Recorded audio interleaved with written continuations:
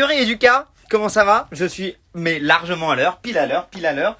Comment ça va? Je vous laisse vous connecter. Aujourd'hui donc on va parler de plein de choses. On va parler de kinésithérapie puisque c'est pour ça qu'on est sur la page et sur le live de Lucas. Excusez-moi pour le retard. Pour tous ceux qui ne me connaissent pas, mon nom c'est Grégoire. Sur les réseaux sociaux, je suis plus connu sous le nom de Major Mouvement et je me suis d'une mauvaise connexion justement dans la vulgarisation de notre très beau métier.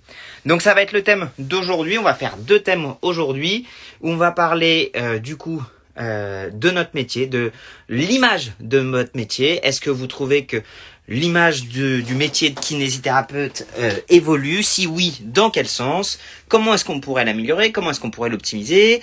Qu'est-ce que vous aimeriez voir plus souvent? Ça va être la première partie, je pense jusqu'à midi. Alors attendez. Oui, c'est bon. Comme j'ai vu que Rééduca était... Voilà. Jusqu'à midi 20. Peut-être, pardon. jusqu'à 13h. Et après, on parlera un petit peu de mes conseils pour les jeunes kinés qui se lanceraient sur le marché des kinés aujourd'hui. Comment ça se passe? Quels sont mes conseils et tout. Donc évidemment... N'hésitez pas, je suis là pour répondre à vos questions, je suis là pour échanger, je suis là pour discuter. C'est le but du jeu de ce live, c'est de faire en sorte qu'on discute tous ensemble. On peut poser des questions en tant que kiné, étudiant kiné, j'aimerais savoir exactement. Je suis là pour répondre à vos questions, hein. Lucas, envoie. D'ailleurs, est-ce que je peux mettre le truc question-réponse? Bam, les questions des spectateurs s'afficheront ici. Alors. Posez-moi vos questions, je suis là pour y répondre. Donc la première chose, quelle est l'image de la kinésithérapie? Je vous pose la question aujourd'hui. Est-ce que vous trouvez que l'image de la kinésithérapie correspond à notre savoir-faire, à notre champ de compétences? Est-ce que vous trouvez que vos patients savent exactement ce qu'on fait? Ou au contraire, quand ils arrivent, vous avez un peu l'impression à chaque fois de leur dire « Bon, bonjour, bienvenue chez le kiné, voilà ce que c'est mon métier, voilà ce que vous pouvez faire avec moi. » Alors Hugo, aujourd'hui, je vais pas prendre d'invité, on est plus là pour échanger directement, posez-moi vos questions là sur vos trucs, et on discute ensemble. L'idée, c'est de faire un peu comme une table ronde, comme si... je sais pas si vous êtes déjà venu, moi ça va faire la troisième fois que je fais sur Rééduca. On est là, on discute, on échange, et puis vous me posez vos questions. Donc... Est-ce que vous trouvez, quand vous avez des patients qui viennent, qu'ils savent exactement à quelle sauce ils vont être mangés?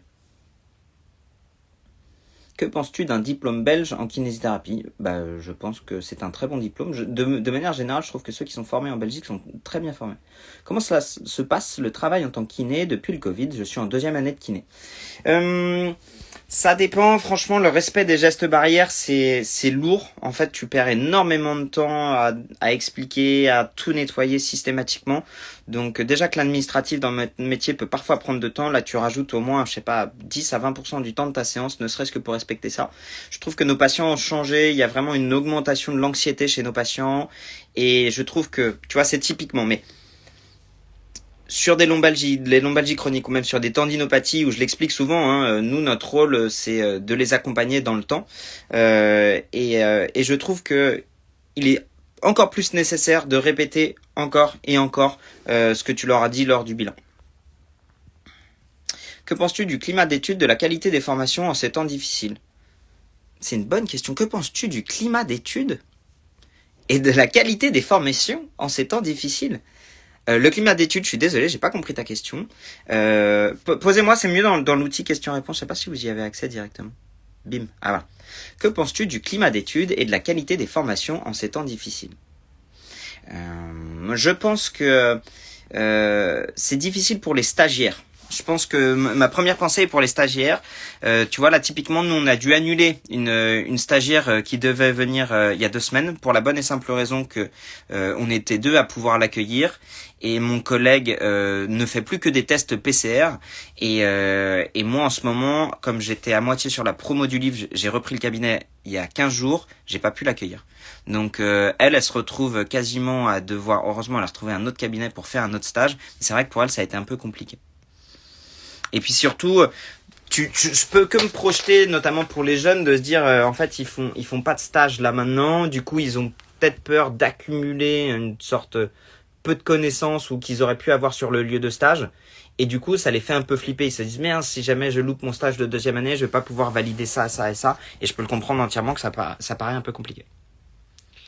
Ouais, les stagiaires, pour eux, c'est compliqué. Pour les remplaçants aussi, c'est compliqué. Donc, n'hésitez pas à vous me poser des questions. Donc, hop.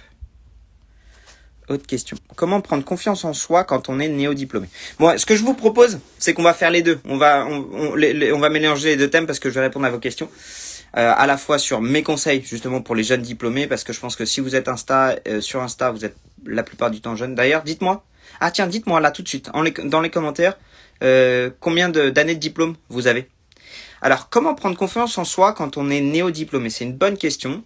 Mes conseils, c'est n'oubliez pas que vous avez toute une carrière pour apprendre. Je pense que c'est vraiment important de vous lâcher du lest de ce côté-là, de pas vous dire putain je sors de l'école, ça y est je maîtrise le game. Je vais vous parler de ma petite expérience. Pendant 2 ans j'ai été très mauvais à la sortie de l'école et franchement je pensais que j'étais bon. Paradoxalement c'est là où je pensais que j'étais le meilleur parce que je sortais de l'école, on m'avait appris plein de trucs que les anciens kinés faisaient, que nous on allait changer le game, qu'on allait arriver là, qu'on allait tout mettre en place. Et franchement, en fait, c'est là où j'ai pris mes pleines gueules la différence entre... Ouais, donc essentiellement des étudiants. Très bien, ça va me permettre d'ajuster un peu plus mon discours. J'ai pris en pleine gueule ce qu'on t'apprend en théorie, ce que tu apprends dans les bouquins, ce que tu penses que tu vas faire et comment le perçoivent tes patients. Et on va pas se mentir, moi à l'époque, je faisais très très jeune, j'avais pas de barbe et vraiment, les patients, ils me prenaient pour un stagiaire, ils me prenaient pour un gosse, quoi. Et donc pendant 2 ans, je dirais que j'ai plus appris à me positionner, appris les limites de ce que j'avais appris à l'école. Et je vais pas vous mentir, pendant 2 ans, j'avais plutôt axé ma vie perso en premier. Je jouais beaucoup au rugby, je déménageais pas mal, je bougeais beaucoup. Et c'est seulement au bout de 2 ans de diplôme, je me suis dit, ok Greg, clairement là t'es limité, t'es pas capable de mettre en place un protocole, tu sais pas exactement ce que tu fais. Globalement, à part répéter ce que fait déjà le kiné que tu remplaces, t'as pas une vraie valeur ajoutée. Et donc, pour répondre à la question, partez du principe, franchement, que vous avez toute une carrière pour progresser, que c'est ok de faire des petites erreurs dès le départ, mais pour éviter ces erreurs, moi je vous conseille dès le départ d'essayer de protocoliser vos séances. À savoir, j'ai un patient qui vient, qu'est-ce qu'il a comme douleur et qu'est-ce que je peux mettre en place comme exercice ou comme technique pour essayer de diminuer ces douleurs. Je vais aller dans le sens de ce qui diminue ces douleurs et je vais éviter de ce qui augmente ces douleurs. Et je crois que l'erreur numéro 1 que font trop souvent les étudiants, c'est qu'ils partent en disant ok je vais appliquer la théorie pure et dure et finalement en fait la théorie elle est bien sur le papier. En réalité ça se casse la gueule la plupart du temps. Soyez patient. Il y avait une phrase, une citation que j'aime bien, c'est tu n'es pas perdu, tu es juste au début de ton progrès. Alors, mon école propose des stages en morgue. Trouves-tu cela intéressant pour un kiné? Oui, énormément. Franchement, j'ai eu la chance, moi, quand j'ai été étudiant, de faire 2 dissections. Franchement, c'est comme ça que j'ai compris la biomécanique pure et simple d'un tendon. Quand tu comprends juste que un tendon, c'est une corde, qu'un corps musculaire, c'est un truc qui contracte la corde et que ça bouge, et que tu vois que même sur un cadavre, quand tu vas tirer le long fléchisseur du 1, t'as ça qui se passe, que quand tu vas tirer le long palmaire, t'as ça qui se passe, j'ai compris en fait que le corps humain, c'était de la pure et simple biomécanique. C'est cool ces questions-réponses, j'avais jamais fait.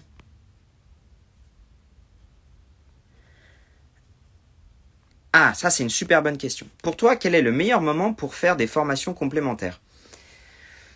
Je pense que tout dépend de la formation que tu peux faire et à quel niveau d'attente et quel investissement. Je vais y répondre.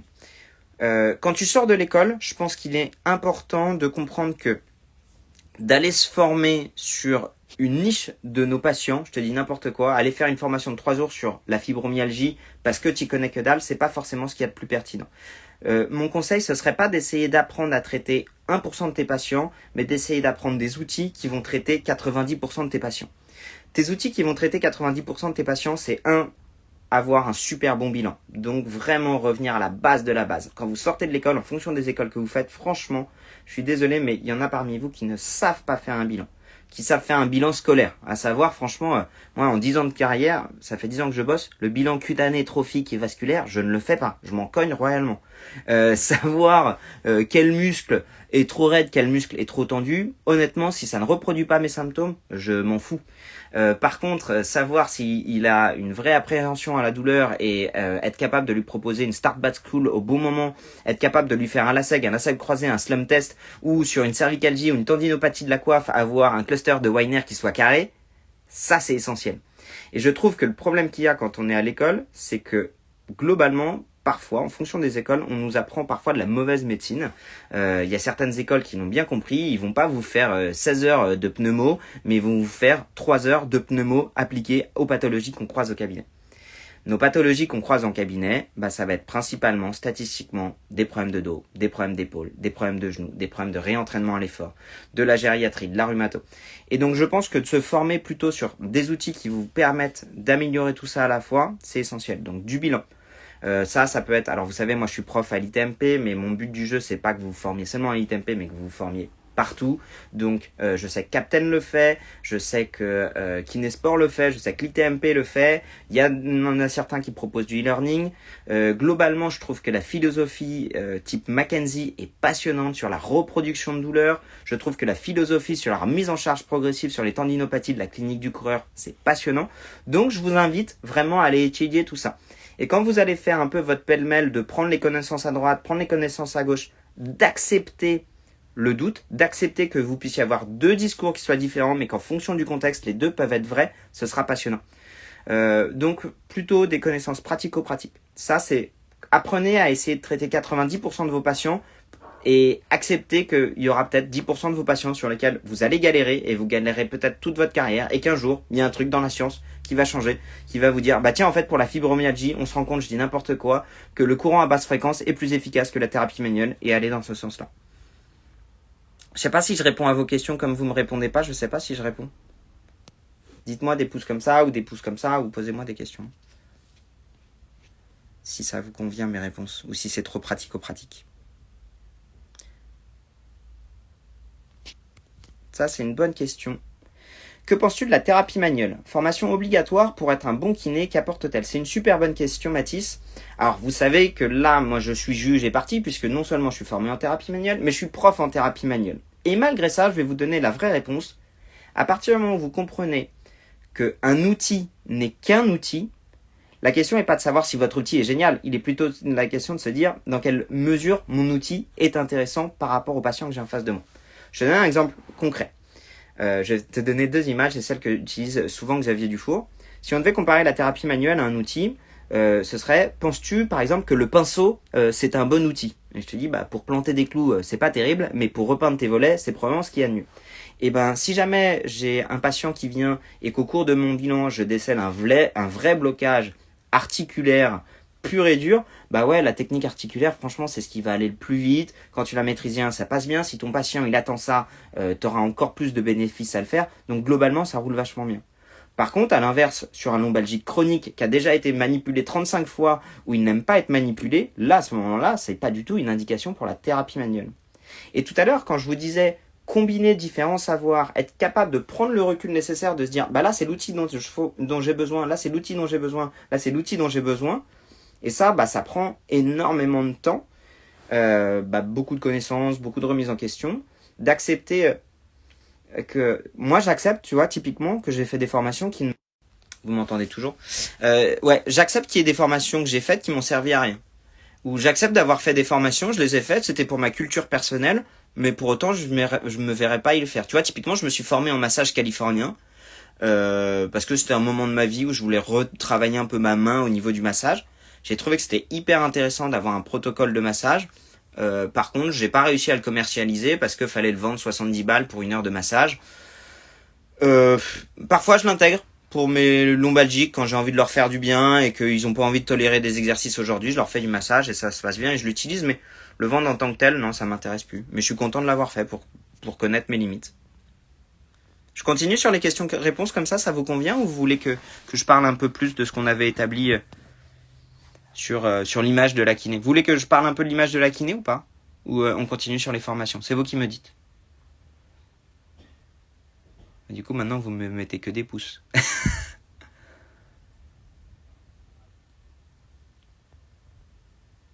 Je continue comme ça alors? Oui. Je continue à répondre à vos questions? Ok, je continue à répondre à vos questions. Ça, c'est une bonne question. Piba 92, formation. Je continue sur les formations, questions-réponses, ça vous va? Super. Et puis si dans les questions-réponses, j'en ai qui parlent de l'image de la profession, j'en parlerai. Image de la kiné, s'il te plaît. Tanguy, t'es tout seul face à tous les autres. Je dirais les deux. Donc ça vous va si je switch un peu entre les deux sujets? Quel conseil pour mieux travailler chez soi quand on travaille en général à la BU ou autre? Ça, c'est une bonne question.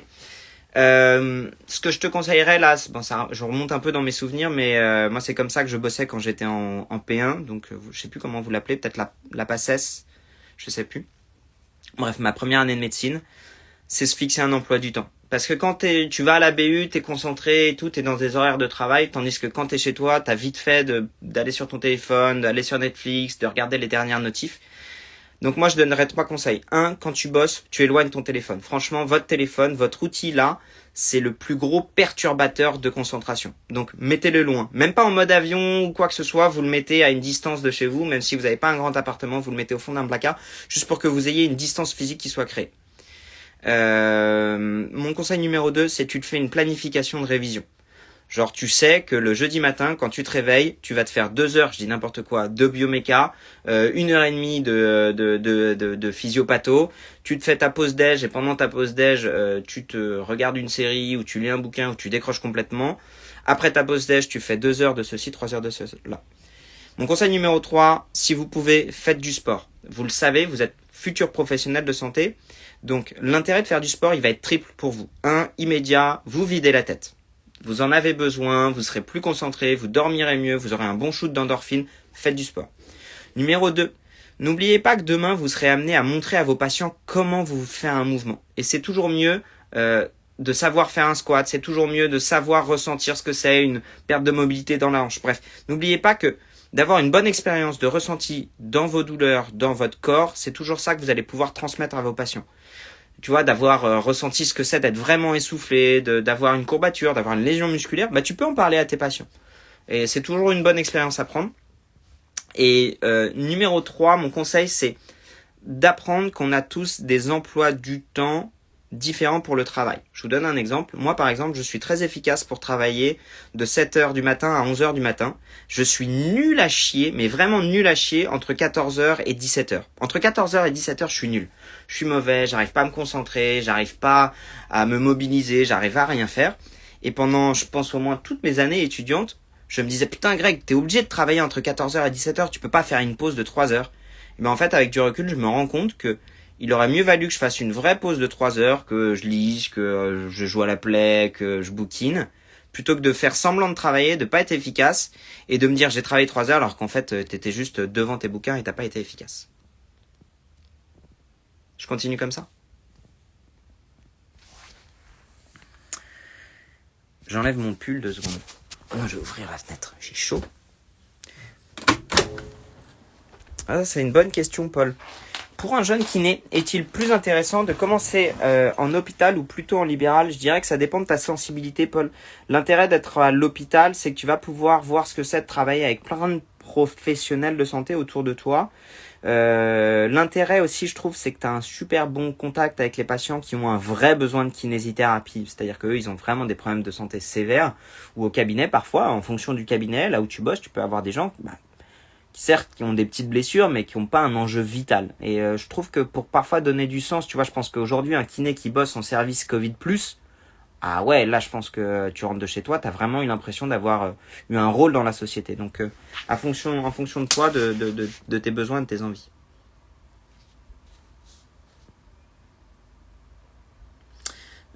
Toc. Des conseils pour les jeunes kinés qui débutent. J'en ai plein. Dites-moi si vous voulez plutôt des conseils genre psy, enfin pas psy, mais tu vois, genre de motivation ou des conseils pratiques. Je vais vous faire les deux comme ça, ce sera bien. Conseil motivation, je le redis, mais dites-vous que votre carrière va être longue. J'irai plus tard, allez tiens, je vais commencer par une erreur à éviter. Je vais vous parler du cas d'un de mes collègues où ça fait 3 ans maintenant qu'il a été diplômé. Il a un CV, mais long comme ça. il a un CV mais de ouf. Il a un CV mais 10 fois plus long que le mien parce qu'il a enchaîné les formations.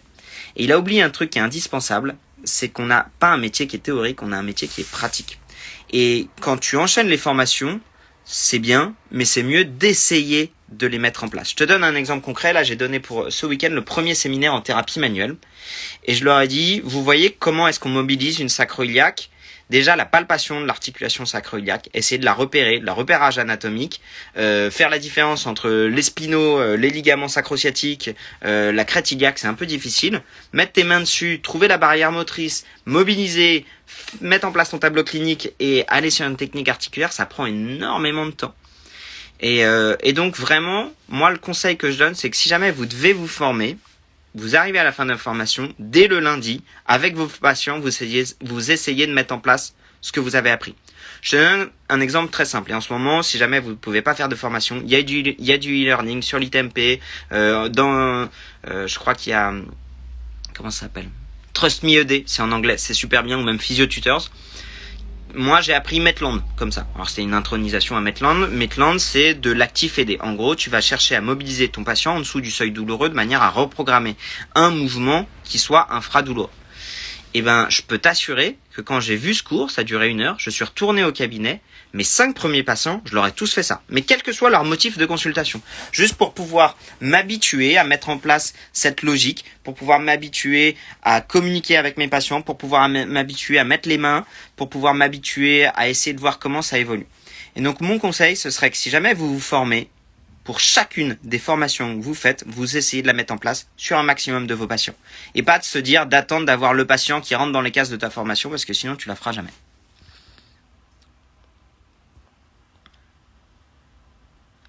Quel conseil pour une personne qui va rentrer en médecine et qui veut faire kiné derrière? C'est les conseils que j'ai donnés notamment, je pense, pour l'organisation de tes semaines de révision. Essayer de connaître ton emploi du temps, là où t'es bien, là où t'es pas bien. Aller dans le sens où là où t'es bien. Tiens, ça me fait penser même pour les jeunes kinés qui commencent à bosser. Je vais vous dire un truc qui est très franc, qu'on n'a pas forcément l'habitude de vous dire en école. À l'école, vous avez parfois l'impression qu'on vous demande d'être bon partout. Moi, personnellement, en kiné, j'ai fait tout l'inverse. J'ai décidé de travailler à fond dans ce que j'aime. C'est pour ça qu'aujourd'hui, je suis nul en neuro, mais vraiment nul, hein. C'est-à-dire que j'ai aucun patient en neuro, je suis pas bon en pneumo, je suis pas bon en pédiatrie, parce qu'en fait, je me suis vraiment assez tôt passionné pour ce qui était de la thérapie manuelle, pour de la préparation physique, pour du sportif. Et du coup, j'ai mis tous mes œufs dans le même panier, j'ai fait que ça. Et aujourd'hui, je suis capable de vraiment bien connaître ce domaine-là. Je me suis spécialisé là-dedans. Et ce qui fait que quand je dis un truc, je suis capable de dire pourquoi je le dis, quels sont les arguments que j'ai qui sont capables de le dire, et aussi d'être capable de dire quand je ne sais pas. Ça m'arrive régulièrement d'être devant mes patients, devant mes confrères, devant vous, de dire ça en fait j'en sais rien quoi. J'en sais rien parce que j'ai passé mes 10 dernières années à bosser ça. Et donc j'ai laissé tout le reste de côté. J'en ai pas honte. Et ce que je dis toujours, c'est que on vous demandera pas de tout connaître, par contre essayez d'avoir un bon carnet d'adresses. Connais-tu tes insertions, les origines d'insertion des muscles? Non. Est-ce que c'est important pour les exercices à donner aux patients? Non. Très honnêtement, non. Moi, j'ai tout oublié de mon anatomie. Ça ne m'empêche absolument pas de travailler. Honnêtement, que ce soit le sartorius, le TFL ou le droit interne qui se fasse mal, j'en ai rien à cogner. Moi, ce qui m'intéresse, c'est la fonction. Et à partir du moment où tu réfléchis en fonction, où tu fais le deuil de la natte, et ça, c'est là où je rejoins énormément ce qu'il propose dans Mackenzie, dans toutes les neurosciences. Honnêtement, il laisse complètement l'anatomie juste au niveau de la fonction. Et j'aime bien ce côté-là où en tant que kiné, parfois on peut se perdre dans les détails qui sont nécessaires à un moment donné pour notre apprentissage, mais au bout d'un moment, en fait, tu t'en décroches pour te dire, en fait, j'ai qu'une demi-heure pour traiter un patient, je vais essayer d'être efficace dans cette demi-heure-là.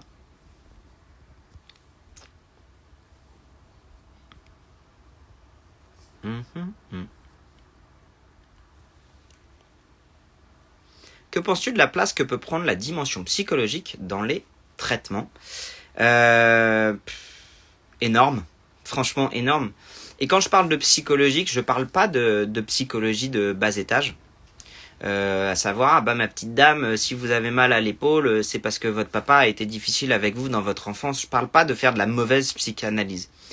D'un point de vue très concret, je pense que dans notre rôle en tant que kinésithérapeute, vous devez apporter plus de solutions que vous ne soulevez de problèmes à vos patients. Je m'explique très simplement. Je sais pas si elle est là, et si jamais elle est là, je m'en excuse. J'ai eu une remplaçante qui m'a remplacé pendant la période où je faisais de la promo pour mon livre, qui a été avorté à cause du Covid. Donc là, je suis revenu au cabinet. Mon livre qui est juste là, d'ailleurs, vous allez apprendre plein de trucs dans mon livre pour les kinés. Vraiment, ça permet de synthétiser plein de connaissanses. 10 clés pour encore en bonne santé, les dispo Fnac, Amazon et chez les libraires indépendants. Bref.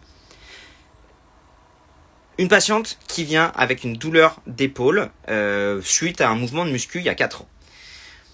Globalement, elle arrive à gérer, elle est un peu obligée d'arrêter le sport et un matin, elle se réveille, elle a tout le poignet qui est bloqué. Donc, elle revient me voir 4 ans après ça. Elle tombe d'abord sur ma remplaçante qui est formée en kiné, en thérapie manuelle et en ostéopathie.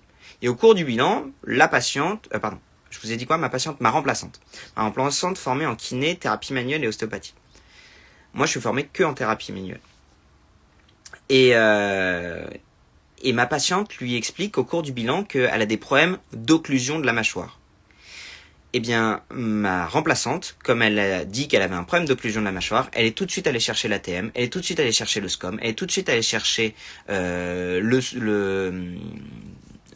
scalène et tout le plancher du cou. Ce qui est intéressant. Mais rappelez-vous, à la base, ma patiente, elle est venue voir pour un problème d'épaule. Elle n'est pas venue pour un problème de mâchoire. Et donc le problème, en fait, quand vous prenez pas en part l'aspect psychologique du truc, vous prenez pas vraiment le problème initial de votre patient, c'est que elle est arrivée là et elle a dit ah ben oui en effet vous avez mal à l'épaule parce que vous avez l'ATM, parce que vous avez le SCOM, parce que vous avez le scalène. Elle lui a même pas fait un bilan d'épaule, elle lui a fait un bilan de la mâchoire. Du coup, à la fin de la séance, ma patiente, elle avait 0 solution, elle avait toujours aussi mal et elle venait pour un problème d'épaule, elle est repartie, elle avait un problème d'épaule et de mâchoire. Moi quand elle est venue, j'ai commencé à lui traiter l'épaule, elle vient pour un problème d'épaule. Je lui ai fait quoi? J'ai d'abord éliminé avec le cluster de Weiner les incidences cervicales d'épaule. Elle avait rien à la compression, rien à la distraction, rien à l'inclinaison. Par contre, elle avait un ULNT. Vous savez, j'en parle régulièrement. Les neurodynamiques, je ferai bientôt une vidéo YouTube là-dessus. C'est clairement pour moi le game changer que j'ai appris ces 2 dernières années. Les neurodynamiques du membre supérieur, apprendre à mobiliser les nerfs du membre supérieur. Et elle avait un ULNT qui était hyper positif à gauche, qui était négatif à droite, avec une perte d'amplitude et une reproduction des symptômes qui justifiaient le motif de consultation. Je lui ai fait de la mobilisation neurale et immédiatement, elle a diminué ses douleurs. Et c'est pour ça que pour moi, l'ULNT, les neurodynamiques, c'est un game changer. C'est que tu te retrouves avec parfois des pathologies d'irradiation, avec un bilan et un test, avec un test et une correction, c'est la même manip, tu arrives immédiatement à diminuer tes symptômes. Donc pour en revenir à la question, qu'est-ce que je pense de la part psychologique? Elle est essentielle parce que ma patiente, elle est arrivée avec un problème, je lui ai amené une solution. Avec l'autre approche de ma consoeur, elle est arrivée avec un problème, elle est repartie avec encore plus de problèmes et sans solution. Et notre job de kiné, c'est d'essayer de combiner une approche psychologique qui soit positive, qui soit réelle, c'est-à-dire que vraiment tu lui apportes des vraies solutions. Et voilà. J'ai répondu un peu à côté, mais je pense que vous avez compris le principe où tu dois en fait essayer à la fois avec tes patients d'avoir la forme et le fond.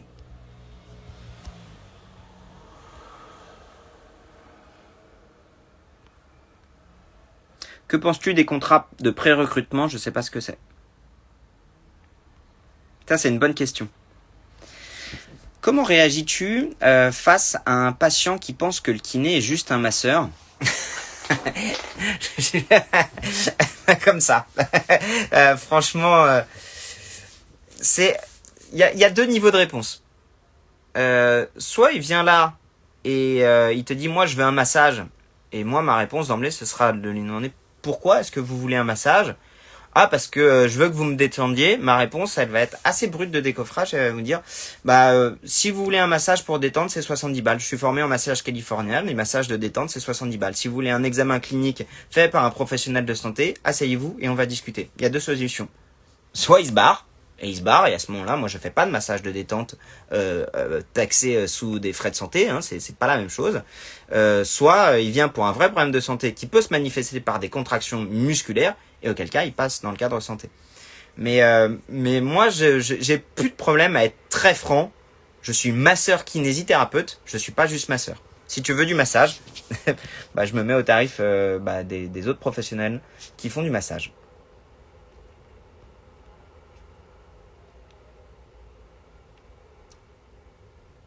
Est-ce qu'on peut combiner une prise en charge BP et thérapie manuelle? Oui, bien sûr. Parce que je vais reprendre la formule que j'ai dit. À partir du moment où la thérapie manuelle, vous la concevez comme un outil et non pas comme une fin en soi, la thérapie manuelle s'inclut dans le BP. Quand tu as un patient qui veut ça, que la littérature te dit que tu as une diminution des symptômes, typiquement sur une manipulation thoracique, sur des lombalgiques, y compris sur des lombalgiques chroniques, et que tu sais faire la technique, ça marche très bien. Si par contre il a une fracture du plateau vertébral, aller faire de la thérapie manuelle AJ1, c'est une connerie. Je continue vos questions-réponses. Je ne sais pas jusqu'à quelle heure on avait. Ah, ça c'est une bonne question. Comment tu gères psychologiquement tes échecs thérapeutiques? Vous voulez une vraie réponse? Au début, quand j'étais jeune kiné, pas bien. Pas bien, parce que ça me mettait face à ma propre incompétence. C'est-à-dire que quand j'étais en échec thérapeutique, je me disais putain Greg, t'es pas bon, t'es passé à côté de quelque chose, tu sais vraiment pas quoi faire, ou même tu finis par rejeter la faute sur ton patient. Ouais, mais c'est lui qui fait pas les exercices que je lui propose, c'est lui qui veut pas aller mieux, ah mais c'est de sa faute s'il va pas mieux et tout. Et aujourd'hui, avec plus de recul, je me dis deux possibilités. Soit c'est un patient qui n'était pas indiqué pour moi, mais pour moi, Grégoire, c'est dans le sens où il aime pas ma gueule, il aime pas ma moustache, il aime pas ma manière de parler, il aime pas ma manière de traiter les gens. Et auquel cas, t'as beau avoir les meilleures techniques de la Terre, s'il aime pas ta gueule, il aime pas ta gueule, et ça marchera pas. Soit j'ai loupé quelque chose, auquel cas je réévalue. Et donc en fait, aujourd'hui, ce que je me dis toujours, c'est quand je suis face à un échec thérapeutique, maintenant que je suis passé vraiment dans une philosophie essai-erreur, je ne me juge plus quand je me plante. C'est-à-dire que, qu'est-ce que j'ai comme cas là? Allez, une patiente, en plus c'est difficile, c'est la mère d'un copain, elle est pharmacien, elle a une vision très biomécanique du corps humain, et j'essaie de lui apporter des exercices de mobilité, mais elle bouge déjà en fait beaucoup trop. Et elle est persuadée que sa douleur est liée au fait que son bassin est décalé et que elle a eu une calcification au niveau de la hanche il y a 15 ans. Bref, elle a énormément d'idées reçues. Et je pense assez peu de considération pour le métier de kinésithérapeute. Donc là, tu pars, t'es déjà perdant en fait. Quand tu essaies de lui expliquer que son bassin il est pas décalé, qu'en fait on s'en fout, que par rapport aux neurosciences de la douleur, le fait qu'elle pense que son bassin doit être décalé va augmenter sa sensibilité à la douleur, alors qu'en fait son bassin n'est pas vraiment décalé et que tu vas lui proposer des exercices de désensibilisation, elle s'en cogne royalement. Et donc elle, j'ai essayé pendant 2 séances de lui faire des exercices de désensibilisation, de renforcement, de la remettre en activité, la totale. Elle revient me voir là pour la 3e fois, je lui demande alors c'est mieux, c'est moins bien? Et elle me dit ouais c'est mieux, mais je pense que ça n'a rien à voir avec ce que vous avez fait. Bon, bon, là t'es niqué quand même, hein. C'est-à-dire qu'elle te dit ouais, là je travaille un peu moins, j'ai fait en place des exercices de mobilité que tu lui as suggéré, mais elle te dit que j'ai vu sur internet. Bon, d'accord. Et elle te dit mais c'est pas grâce à vous que ça va mieux. D'accord. Donc en fait, littéralement tu lui donnes des outils pour qu'elle aille mieux. Elle les fait, mais elle pense qu'elles sont pas de ton fait. Bref, bon, je sais pas pourquoi je me raconte ça, mais c'est la réalité quoi. Et du coup, elle, je lui ai dit, est-ce que ça vous dirait aujourd'hui qu'on fasse un bon je suis allé dans son sens. Est-ce qu'aujourd'hui, ça vous dirait qu'on fasse un bon massage parce que je pense que comme vous bougez beaucoup, vous avez des contractures musculaires.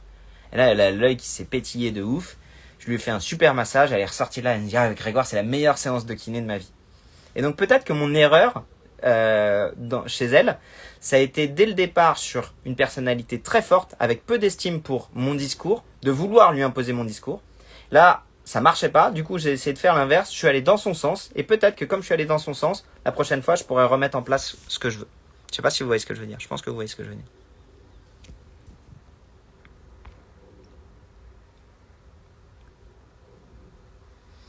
Trouves-tu qu'il y a une hiérarchie entre médecins kinésithérapeutes? Quelle vision ont les médecins de la kiné? Ah, c'est une bonne question. Pour être très franc, je pense que la hiérarchie médecin-kinésithérapeute, c'est nous qui la mettons. Et pas dans l'autre sens. Je vous explique.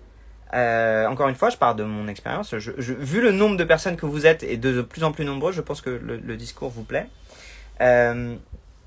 Moi, quand j'étais en école de kiné, on m'a expliqué que j'allais être un ouvrier spécialisé. On m'a expliqué que j'allais être un sous-médecin. On m'a expliqué que vraiment, j'avais pas mon mot à dire et que j'allais juste appliquer ce qu'il y avait écrit sur une ordonnance. Et à côté de ça, j'ai eu heureusement certains profs qui m'ont fait comprendre que ce qu'on me mettait sur les ordonnances, c'était souvent à côté de la plaque. Et donc, quand j'ai commencé à mettre en place des protocoles que j'avais appris dans mes formations continues, même parfois à l'école, ou plus à niveau de ce que je ressentais, bah, je sentais que je m'éloignais de plus en plus de ce qu'il y avait sur les ordonnances. Et aujourd'hui, je pense que je fais peut-être 5% du temps ce qu'il y a écrit sur l'ordonnance.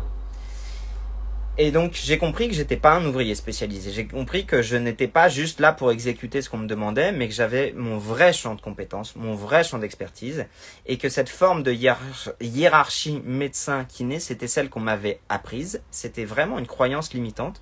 Et quand j'ai commencé à discuter avec des copains médecins, qui finissent, là pour le coup, qui commencent à être diplômés de médecine depuis 2 à 3 ans, et quand je leur parle de mon métier, mes meilleurs amis me disent « Mais non, mais clairement, Greg, je suis pas capable d'évaluer un dos comme toi, je suis pas capable de faire un bilan articulaire comme toi, et que globalement, si j'ai si souvent recours à des examens complémentaires, c'est que j'ai pas le temps, j'ai pas forcément les compétences pour mettre en place une clinique. » Alors attendez juste 2 secondes.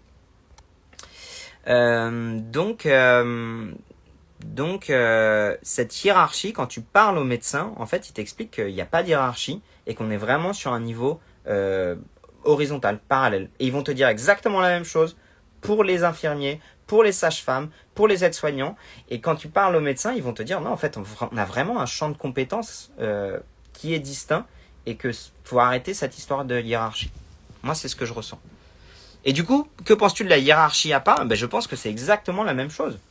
Moi, je considère absolument pas du tout qu'il y a une forme de hiérarchie qui n'est à pas. On a 2 champs de compétences qui sont tout à fait complémentaires, où les APA vont être franchement bien plus compétents que nous pour refaire sur de la préparation physique, sur reconstruire du muscle, pour reconstruire du mouvement. Et moi, j'aime beaucoup l'idée que le kiné peut être là pour faire un bon bilan clinique, pour comprendre ce qui déconne pas, proposer des exercices plus ou moins avec ses mains, plus ou moins avec ses mots, et de travailler main dans la main avec les APA. Moi, c'est dans le meilleur des mondes, c'est comme ça qu'on bosserait. Après, il y a une réalité à la fois d'ego et économique qui fait que parfois ça peut mal matcher, mais moi je préfère vraiment me concentrer sur ce qui se fait bien.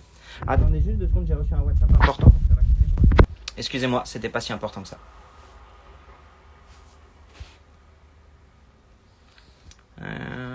Tac.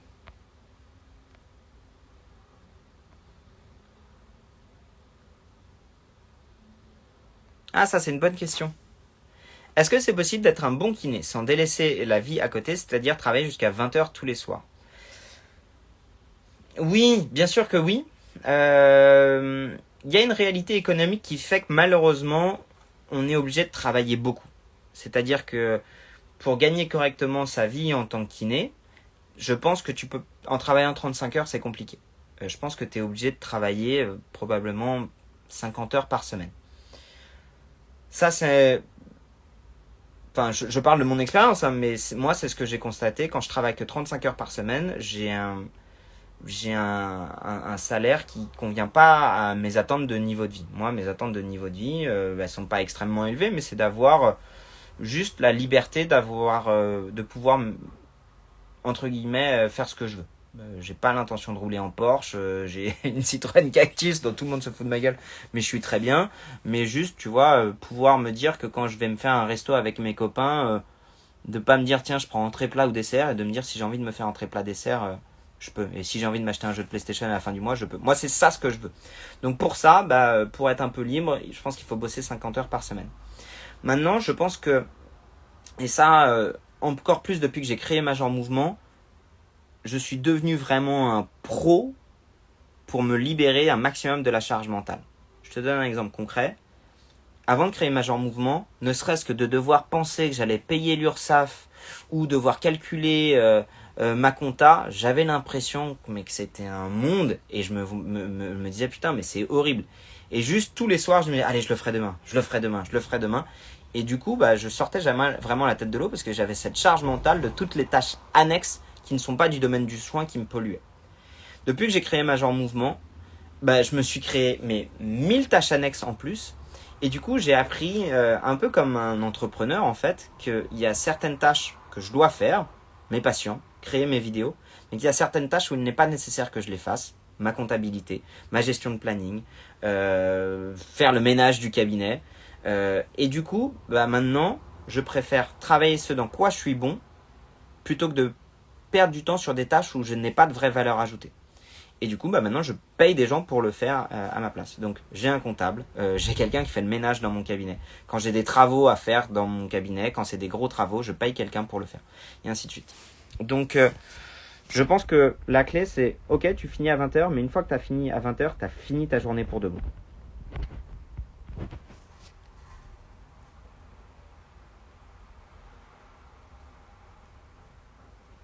Alors, je lis vos autres questions. Ah, ça, c'est une bonne question. Comment ne pas se laisser envahir par les émotions parfois négatives des patients? C'est une super bonne question. Je dirais qu'il y a émotions négatives et émotions négatives. Un patient, encore une fois, je parle de cas concrets, et c'est ce qui va te créer dans ta carrière. Hein. La première fois que ça m'est arrivé, c'était une patiente, j'étais en K2, je vais pour faire un service en soins des grands brûlés. Et elle me raconte qu'en fait, donc elle avait, je sais pas si vous avez déjà vu ça, c'est assez impressionnant. Elle allait se faire une autogreffe parce qu'elle avait un manque de peau, hein, une perte de continuité dans la peau. Et du coup, ils lui font une injection de liquide sous le crâne. Comme ça, tu as la peau du crâne qui s'étend. Ils récupèrent la peau du crâne et ils te greffent ta propre peau. Pourquoi la peau du crâne? Parce que c'est là où on a les cheveux, du coup c'est vachement vascularisé et en plus de ça, les cicatrices ne se voient pas. Donc je vais voir cette patiente-là. Et cette patiente-là, elle a comme dans les films, je sais pas, vous vous rappelez de ces films, une tête comme ça. Mais vraiment, je vous assure, avec un énorme bandeau tout autour. Et quand je lui demande comment est-ce qu'elle a eu son accident, elle me raconte qu'elle faisait un barbecue avec son fils, un de 8 ans et un de 2 ans, et que le barbecue leur a explosé dessus, qu'elle a pris feu, son fils de 2 ans a pris feu, et que c'est son fils de 8 ans a pris feu aussi. Et du coup, ce qu'elle a fait, elle, c'est qu'elle a d'abord dû éteindre son fils de 8 ans, puis éteindre son fils de 2 ans, et après, elle a perdu connaissance, et c'est son fils de 8 ans qui l'a éteinte, elle. Enfin, moi, quand elle me raconte ça, c'était il y a 12 ans, elle me raconte ça, moi, j'ai chialé, quoi. Et là, je vous dis, franchement, j'avais pas de mots. Donc ça, je pense que c'est des énergies négatives qui méritent d'être vécues, en fait. Parce que moi, ça m'a construit en tant qu'homme de me dire, en fait, quand t'as des gosses, fais super gaffe au barbecue, et de 2, profite de chaque instant parce que tu sais pas ce qui peut t'arriver et que ça va très très vite. Donc je pense que ces énergies négatives-là, elles doivent nous construire, nous, en tant qu'humains. Ce qui n'est pas du tout pareil qu'une énergie négative, surtout en ce moment. J'ai eu un patient, en plus c'est un pote qui vient hier, et qui, je vous raconte son histoire. Il était dans un job, c'était un job alimentaire, il distribuait des repas pour les personnes en maison de retraite. Il est à fond dans le sport, il s'entraîne avec moi au jiu-jitsu brésilien. Et il en avait plein le cul, il avait décidé de partir en Australie. Et je lui ai dit, Paul, ne quitte pas ton métier tant que tu n'as pas ton visa pour l'Australie et un métier en Australie. Il me disait, mais si, t'inquiète pas Greg, je vais tout plaquer et puis je vais partir en Australie. Résultat, il a quitté son job, il n'avait pas son visa pour l'Australie, pas son billet, pas de job en Australie. Bam, incendie en Australie, confinement. Du coup, toute cette année, il s'est retrouvé sans job, à faire une année sabbatique chez lui. Comme il avait plus de revenus, il s'est retrouvé chez ses parents. Et donc lui, il vient là, on est au mois de novembre, et il me dit, Greg, j'ai vécu la pire année de merde de ma vie. Et je lui dis, mais Paul, t'aurais pu en profiter pour apprendre plein de trucs sur le sport, sur la préparation physique, sur comment planifier tes entraînements, sur la nutrition, sur tout ça, t'as plein d'accès sur YouTube. Il est là au mois de novembre et il me dit, il se couche tous les soirs à 7h du matin, il se réveille à 15h, il passe son temps à regarder des vidéos de merde sur YouTube, il n'a pas lu un bouquin, il joue même pas à la PlayStation. Et donc là, il vient avec plein d'énergie négative et il est tellement plein d'énergie négative qu'il est même plus capable de retrouver un rythme de sommeil correct, il est même plus capable de s'organiser pour essayer de se dire, j'ai perdu une année, mais en fait, si j'y pense, j'ai plein d'accès sur YouTube à du contenu gratuit pour me former sur tout un tas de domaines. Et tu vois, je lui ai dit, imagine, en tant qu'un an, au lieu de regarder des vidéos de chats sur YouTube ou des vidéos de mecs qui se battent dans la rue qui n'a aucun intérêt, imagine si tu t'étais tapé toutes les vidéos de Jeff Nippard, toutes les vidéos, je dis n'importe quoi, de Major Mouvement, toutes les vidéos de Physio Tutors, toutes les vidéos de l'ITMP qui sont en accès gratuit sur YouTube. Imagine tout ce que tu aurais pu apprendre, ne serait-ce que sur la préparation physique et la santé. Et aujourd'hui, moi, c'est le conseil que je donne. En ce moment, cette période de confinement, même pour nous, c'est pas facile. Tous les jours, je me tape une vidéo de motivation et tous les jours, je me tape une vidéo type développement personnel. Les vidéos de développement personnel, des conférences TEDx, si on a à l'appel, et quand tu déroules un peu, quand tu cherches, t'as plein de trucs sur YouTube. Et donc, en fait, tu te dis que de l'énergie négative, j'ai pas encore répondu à ta question. Soit c'est de l'énergie négative où t'as juste l'impression que le patient, tu pourras. Enfin, faut mettre un peu les écoutilles, quoi. Il y a des fois où tu dois le prendre pleine gueule, et puis il y a des fois où tu te dis en fait c'est une énergie négative dont j'ai pas besoin pour me construire moi, et que si jamais moi je sombre parce qu'il vient avec cette énergie négative, c'est tous mes autres patients qui vont plonger avec moi. Donc, pour faire court, tu pourras pas soigner tout le monde, tu pourras pas remettre tout le monde de bonne humeur. Plonger toi parce que tu as un patient qui est tellement négatif que tu n'arrives même pas à le rendre positif, et du coup ça te rend toi négatif, c'est pas positif. Et pour faire court, pars du principe que ne laisse pas 2% de tes patients prendre 98% de ton énergie. Voilà. Je suis bavard aujourd'hui. Mais je suis bavard, vous avez remarqué qu'à chaque fois que je suis entre kinés, qu'on est entre nous, j'ai plein de trucs cool à raconter. Je prends une dernière question et puis je vous laisse les copains. Le live sera en replay. Ouais, il sera en replay. J'en ai une super question, je vais vous la répondre. Attends, elle est passée où? Tac, tac, tac, tac.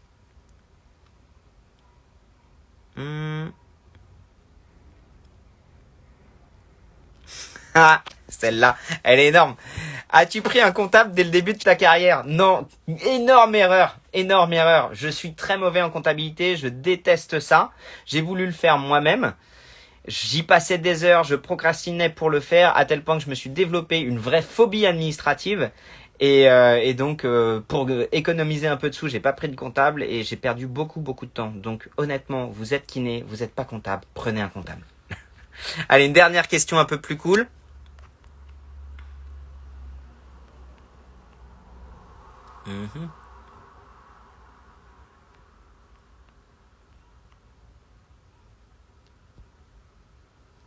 Ah, j'aime bien celle-là. Tu parles de protocoliser ces séances. Comment protocoliser les bilans? Alors, on l'avait fait notamment quand j'avais fait la conférence Zoom privée avec Xavier Dufour sur comment protocoliser les traitements. Je vais finir là-dessus parce que vous allez voir, c'est hyper intéressant. Aujourd'hui, dans certaines écoles, on va vous apprendre une pathologie et quoi faire en fonction de cette pathologie. Exemple, la personne vient parce qu'elle a une tendinite d'épaule et on va vous apprendre, je dis n'importe quoi, pour la tendinite d'épaule, vous devez faire des ultrasons, du MTP et du renforcement en excentrique. Jusque-là, je dis pas trop de conneries, c'est souvent ce qu'on apprend à l'école. Et en gros, ton patient, il vient, bonjour, sur votre ordonnance, il y a écrit tendinite, vous, qu'est-ce que vous en pensez? Ah bah oui, j'ai bien une tendinite. Bah moi, ça tombe bien, je suis kiné, vous avez mal ici, bah c'est une tendinite. Et je vais mettre en place un traitement de tendinite, je vais vous faire des ultrasons, du MTP et puis du renfort en excentrique. Tu fais ça pendant 20 séances et t'as pas d'amélioration de ton patient et tu vas dire c'est de votre faute ou alors c'est peut-être parce que vous avez une calcification ou peut-être que en réalité vous n'êtes pas bon sur votre alimentation.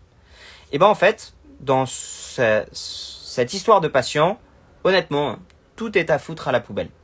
Du diagnostic du médecin, de l'autodiagnostic de ton patient, de ton propre diagnostic et de ton traitement. En fait, à aucun moment donné, dans ce que tu as fait, tu répondais en fait à ce qu'on appelle le raisonnement clinique. Le raisonnement clinique, c'est de se dire, j'ai un patient qui vient avec une douleur, je vais mettre en place des tests et en fonction de comment il répond à mes tests, je vais pouvoir avoir des hypothèses de diagnostic.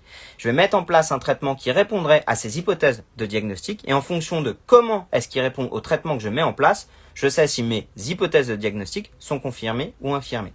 Donc si je reprends l'exemple que j'ai eu tout à l'heure, j'ai un patient qui vient me voir avec une tendinite d'épaule diagnostiquée par le médecin. Mon patient qui me dit je pense que j'ai une tendinite. Comment est-ce que je fais moi pour savoir qu'il a une tendinite? En fait, en réalité, j'en sais foutre rien. Parce que l'échographie n'est pas un examen qui est fiable. Il pourrait avoir à l'échographie un aspect de tendinite ou de tendinopathie au niveau de son tendon et encore pas forcément corrélé à sa douleur. Donc en fait, ne serait-ce que l'autodiagnostic, le diagnostic par un médecin, y compris le diagnostic fait par un examen complémentaire de tendinite, n'est pas fiable.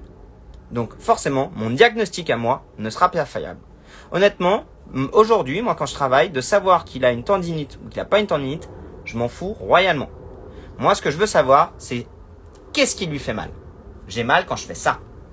Ok, très bien, vous avez mal quand vous faites ça. Super. Eh bien dans ma tête, j'ai, ok, mon patient a mal quand il fait ça. Qu'est-ce qui pourrait faire en sorte que j'ai mal quand il fait ça? Une douleur au niveau de la clavicule, une douleur au niveau des cervicales, une douleur au niveau des tendons de la coiffe des rotateurs, une douleur au niveau du glissement roulement de la tête humérale. Bah, qu'est-ce que je vais faire? Je vais modifier mes paramètres de cervicale. Est-ce que quand je mets une inclinaison gauche au niveau des cervicales, c'est mieux ou c'est moins bien? C'est pareil. Si je mets une inclinaison droite, une extension, une flexion, s'il n'y a rien qui modifie au niveau des cervicales, j'en conclus que ça n'a rien à voir avec ces cervicales. Je fais pareil au niveau de la clavicule. C'est mieux quand j'amène votre clavicule en rotation externe ou en rotation interne, en élévation ou en abaissement? Non, ça change rien. J'élimine la clavicule. Je vais venir mobiliser et activer ma coiffe des rotateurs. Et je lui demande de refaire ça. C'est mieux ou c'est moins bien? Ah bah c'est mieux quand j'ai activé ma coiffe des rotateurs. Mon diagnostic serait, eh bien vous avez un défaut d'activation de la coiffe des rotateurs. Et parce que vous avez un défaut d'activation de la coiffe des rotateurs, vous avez mal. Je vais donc travailler votre coiffe des rotateurs. Et on va voir sur 3 à 6 semaines si jamais j'ai une modification de vos symptômes. Là j'ai appliqué un raisonnement clinique.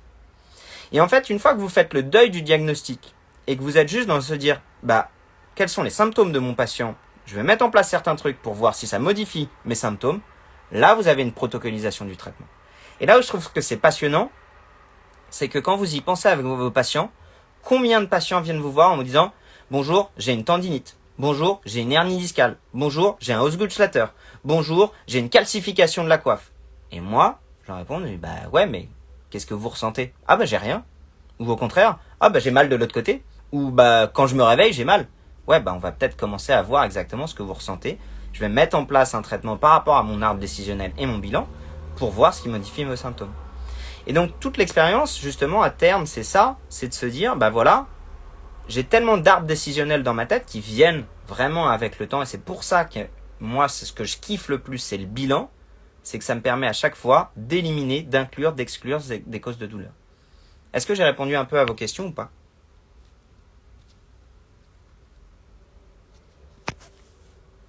Et en fait, c'est là où c'est vraiment passionnant, c'est que bah, tout ça, c'est de la kiné libérale de cabinet, quoi. Ou, excusez-moi l'expression, mais t'as ta bite et ton couteau pour essayer de répondre à une pathologie de ton patient. Globalement, je sais pas si vous connaissiez tous Major Mouvement, mais c'est vrai que ce type de contenu, c'est pas franchement le contenu que je peux te donner sur Instagram, parce que Instagram, vraiment, j'essaie de, pour le coup, pour en revenir à la première thématique,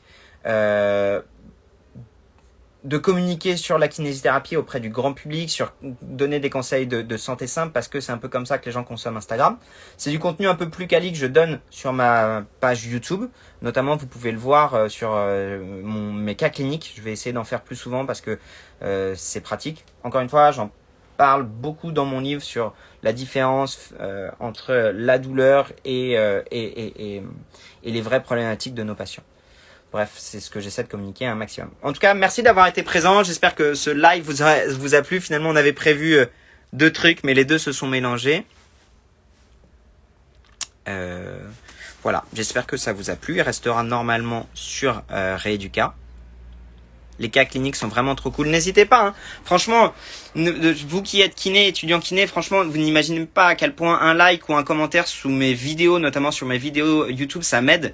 Dites-vous qu'en faisant ça, c'est vraiment un peu toute la profession qui en bénéficie, parce que genre mon dernier cas clinique, il est rentré dans les merde.